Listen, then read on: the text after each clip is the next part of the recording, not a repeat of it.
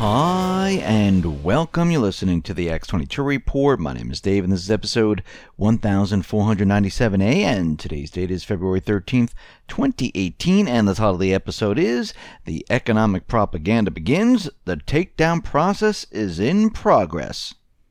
Let's get into the economic collapse financial news. Now, it looks like we are getting additional stores that are coming out, and they're saying, listen, the holiday season was a disaster, and it looks like we're going to be needing to lay off individuals. Barnes & Noble, they've come out and they said, yes, it was a bleak holiday season, and we're going to have to lay off employees. They haven't said how many as of yet, but what they did say is that sales have dropped by 6.4% during the crucial holiday quarter, and online sales dipped by 4.5%. as compared to the previous year. And we can see right now that the holiday season wasn't as great as everyone was saying. Now, they were saying that, credit card spending was up, but when you get the information from the stores, that is the information on how they're actually doing, because the credit card sales, when they're reporting on that data, that could be from anything. It could be people purchasing fuel, people purchasing food, people purchasing any of those type of items. It doesn't mean that it's just for the holiday season. And they said credit card usage was up. Well, a lot of people didn't have savings, so they had to resort to credit cards. So what we're seeing right now is stores are coming out and they're saying the holiday season wasn't that great, and sales are down, and we need to lay off people. And we're starting to see this from other stores, which we mentioned before. Now, if we take a look at the household debt, we know that household debt had hit all-time highs, and it looks like it's continually climbing right now. We see that at this point that the New York Fed came out and they released their debt and credit report, and they're saying that Americans' debt rose to a new record high in the fourth quarter on the back of an increase in virtually every form of debt. Mortgage, auto, student, credit card, you name it, it all went up. Now, aggregate household debt increased for the 14th straight quarter, rising by $193 billion to a new all-time high as of December 31st, 2017. Total household indebtedness was $13.15 trillion, an increase of $572 billion from a year ago, the fifth consecutive year of increases, equivalent to 67% of U.S. GDP versus a high of around 87% in 2009.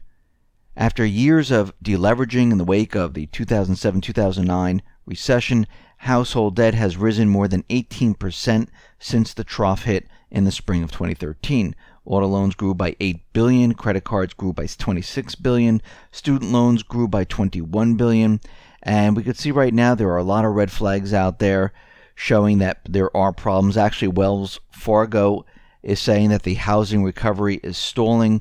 Mortgage originations were at $452 billion, down from $479 billion in the third quarter. And we're starting to see everything slip and slide here. Now, if we look at the personal savings rate, we can see that in January, it plunged to a near all-time low. And here we are. It's below where we were back in 2008, 2009. And it's just getting worse right now, which tells us we have major problems ahead, that people don't have the jobs, they're not saving money, they're resorting to credit cards, they're putting themselves further and further into debt. This is not going to end well. Now, what's very interesting is that Intelligence Director Coates was out there, and he was in front of Congress, and he was talking about the national debt. And he's saying that the debt right now is unsustainable. And he said the failure to address our long-term fiscal situation has increased the national debt to over $20 trillion and growing. This situation is unsustainable, as I think we all know, and represents a dire threat to our economic national security. Now, of course the debt is unsustainable. It always has been. And as it keeps growing, it gets worse and worse and worse. And what they're doing here is they're building all of this up for the takedown. They're pushing the idea that everything that you see happening right now cannot be sustained. and especially with what Trump is doing. Now, we see a lot of corporate media outlets out there saying that this is the Trump economy. Since the stock market came down, Trump owns the economy. It's his economy. And they're going on and on about how this is all his economy and he's going to be putting the country into further debt. Yes, he will be putting the country into further debt, just like every single other president. Well, Obama really, opened the spigots and went crazy with the debt. The reason why we're going to be going further and further into debt at this point is because we are now transitioning into something else, and we might as well use what we have and what they've done to fund everything. Think about this for a second. Take all this created currency from the central bank, use it to repair the infrastructure, set it up so we can have a transition, set it up to basically fix our whole entire computer infrastructure, our roads, everything, rebuild everything, prepare the country for a brand new system. And then all you have to do is say, we're not paying for that debt. This is what China is doing right now. They're selling the treasury bonds and they're building all of these cities because they realize what's going to happen as the economic power shifts. It's going to be all them. They have the... Think about what happened after World War II. The United States had all the manufacturing. Europe was a disaster. All the gold flowed to the United States. The United States said, all right, we'll hold the gold.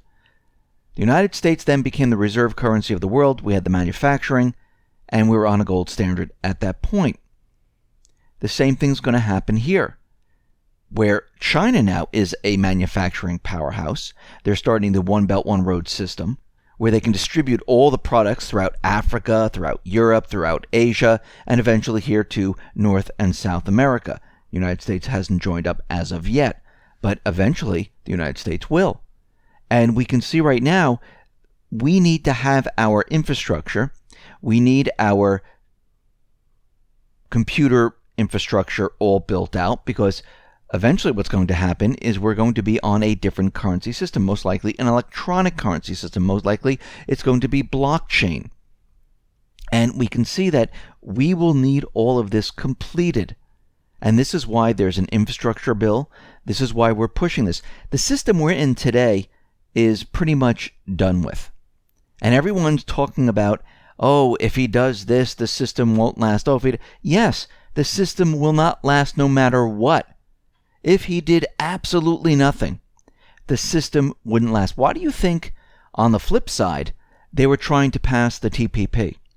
Because they knew they needed to push the system out to the entire world and bring in other individuals from other countries to work here in the United States at lower wages, because they were going to have a one world type of government where their court system sat above every single government, because they knew this system was not going to last. We were transitioning into a new system no matter what. It just depends on where we're going with it, who is going to control it. If we were under, let's say, the deep state, the central banking system, the way they wanted it, well, we would have transitioned into some type of global currency. They knew the system was going to last, and everything would be very different. Actually, the country here in the United States would probably be a third world country at that point, because they weren't going to bring all the other countries up to the level of the United States. They were going to bring the United States down to the level of the other countries. And this way you can have pretty much slave labor across the board. And we can see right now we're on a completely different track. Yes, the central bankers, they still are going to try to do this. The deep state, they're going to try to do this. They never stop with their goal. And they've been working on this for a very long time. And you can see they're continually pushing this plan. The central bankers have been around for a very long time. And you can see they pretty much have control of the world. They create currency out of thin air. They control countries right now. And what they're most afraid of is a system that they cannot control. Remember, they want control of the creation of currency. Because once you have the creation of currency, and countries and the people of the country have to borrow from you, you have complete and utter control of them. If a country does not need you, does not need your currency, which you create out of thin air, and they can create their own, well, the central bankers have a problem with this. Because that means that economy, without interest attached, when they create their currency, is going to thrive. That's why all those countries that don't have a private Western central bank, who are controlling their central bank, who are borrowing the currency as they create it without interest, usually their economy thrives. The central banks don't like people to see this. They actually demonize those type of countries. They like to keep countries in debt, but they don't want them to fail. If they fail, then it reflects on them. So it's a balancing act where they can keep control of the currency, where they can say, listen, you're going to have to take on more debt, but you're going to have to make the people suffer for it. And this is what's been happening in Greece. This is what's been happening in Cyprus, France, Italy, you name it. We see this happening. Here in the United States, they can continually borrow. The other countries have to go to the ECB and they have to try to get their funding. Here in the United States, we are like intertwined with the Federal Reserve, and they'll just keep churning out currency. And their biggest threat is the crypto, the blockchain technology. And what we're seeing right now is this fight, and I do believe they are in process of bringing down the entire system. At least they're going to try. Doesn't mean it's going to succeed, because we can see right now the market is moving up and down. Today it opened down, it went back up, and their mission, the central bankers' mission, is to bring down the system and blame it on Trump. And you can see already with all the propaganda out there and how they're pushing this idea, because you have to remember what is happening here. Their entire system, which was based on the petrodollar, is coming to an end. All the Middle Eastern countries where we had regime change, all the stuff that happened where we were forcing countries to use the petrodollar to hold the dollar in reserves, it's all coming to an end. Once that system dies, countries don't have to hold the dollar. They don't have to purchase oil using the petrodollar. They can use other currencies, maybe like the petro yuan. Once that happens, this is where things start to really, really fall apart. And we can see we're approaching that situation very, very quickly, because the central bankers, their plan is to move their operation over to the next powerhouse, which is China. Manufacturing, everything that you need, they have it. The United States no longer does have it. But for us to join in on this new system, we need to build up our infrastructure.